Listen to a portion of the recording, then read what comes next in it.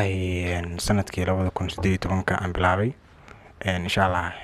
meesha hadda taagna meel ka sareysan oo rajayna insha Allah. Mohamed Xaashi Colaad oo yaraantiisa ku hana qaaday hilo badan uu qabay inuu noqdo qofka kaliya ee ku soo baxa habdhismeedkiisa jireed ayaa ku muteystay hanashada xidiga moodalka iyo jilaa ay filimada Soomaalida leedahay. والله sanadkii 2018 aan bilaabay insha Allah meesha hadda taagna meel ka sareysan oo rajayna insha Allah. والله waa hami anuna iska jeclahay wadankan sidaas ugu soo jirto shirkadooyin saas taabigeli oo modeliska marka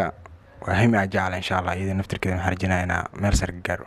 kaas oo hirgeliyay dhowr sano kadib hamigiisa xidigan ku caan baxay xaragada modelka ayaa abuurtay taageerayaashii ugu badnaa abid kuwaas oo ku dhiirigeliyay inuu sii hormariyo dhabaha guusha ee uu horay u jeexay. Mohamed Xaashi Colaad ayaa waqti geliyay qaadida culeyska biraha taasoo suurtagelisay in bidhaanta jirkiisa ay muddo yar ku hirgasho. والله فرق وين أو دحيو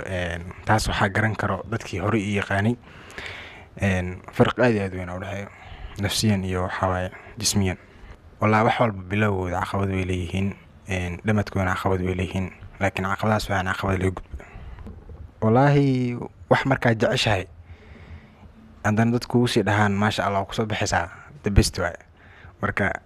labadaas oo isbiirsaday waxay noqotay inaan ku sii dhiiridan wallahi asxaabteed aad iyo aad u farbadiyeen social media iyo dhamaan dunida kale marka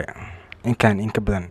in asxaab badan ay soo jeclaadaan insha Allah. wiilka dhalinyarada ah waa qofka kaliya ee cishan kara in qabadka iyo dareenka taageerayaashiisa xilliga uu fagarayaasha taagan yahay. Mohamed oo taageerayaashiisa ku mahadceliyay ayaa bulshada ku codsaday inay ku taageeraan hawshiisa waxaana uu dadka kale ugu baaqay iyo dhalinyarada in ay abuurtaan xirfado iyaga u gooni ah si ay bulshada uga dhex muuqdaan. والله dhiirigelinta horta dadka dhan laga wada helo in yar mooyaane marka badankooda aktarnimada horta waa jaliin oo yaraanteedii la hadda aan jeclahay marka iyadana waa shaqo kale oo aawado labada isku dul wada marka waa labada hobby oo nafsiyan ay ugu jirto والله waa filin dhawaan soo bixi doona insha Allah